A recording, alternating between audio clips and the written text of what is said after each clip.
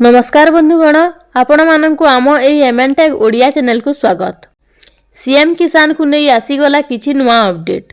तो आज वीडियो रे संपूर्ण खबर जानिबा। जदि आपण भी एथिरे आवेदन करबा पई चाहुथिबे, पंजीकरणर शेष तारीख 31 डिसेंबर 2025।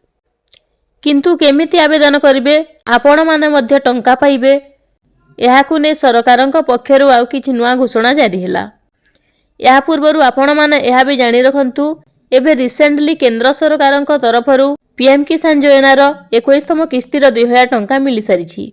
किंतु एबे खूब शीघ्र आसीबाकु जाउछि सीएम किसान बा राज्य सरकारक तरफरु शुभारंभ करा जायथिबा सीएम किसान 2000 टंका। तो यदि आपण माने भी पाइबा पई चाहुथिबे एई टंका को, तेणु वीडियोटी को स्किप न करी आरंभरु शेष पर्यंत देखंतु। आपण माने सीएम किसान योजना रे आवेदन करिबा पई चाहुथिले बैंक खाता सह आधार संयोगीकरण, कृषक ओडिशा पोर्टाल रे पंजीकरण।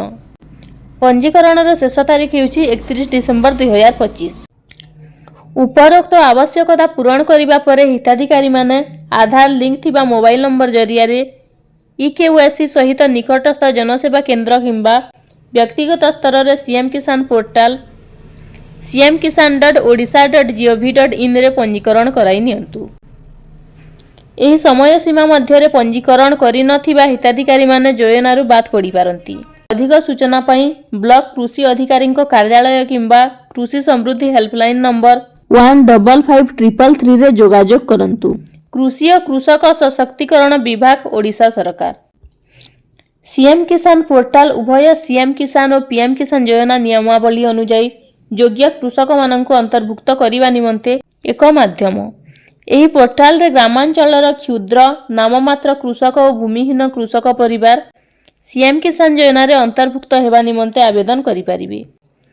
सेहीपरि एही पोर्टाल रे उभय ग्रामांचल और सहरांचलर समस्त वर्गर योग्य चाष जमी थिबा कृषक पीएम किसान योजना रे अंतर्भुक्त हेबा निमंते आवेदन करि परिबे।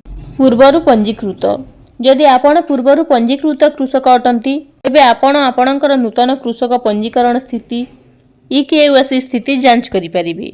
तो आपण माने जदि सीएम किसान योजना रे आवेदन करिबा पई चाहुचंती, तेबे आपणकर बैंक खाता सह आधार लिंक थिबा जरूरी, माने डीबीटी लिंक थिबा जरूरी एवं कृषक ओडिशा पोर्टाल रे पंजीकरण करिथिबा आवश्यक। तो एटा थिला अपडेट जहा मु आपणको जणै देली। तो एही परि अनेक गुडी इन्फॉर्मेटिव वीडियो देखिबा पई हम चैनल को सब्सक्राइब करंतु। धन्यवाद।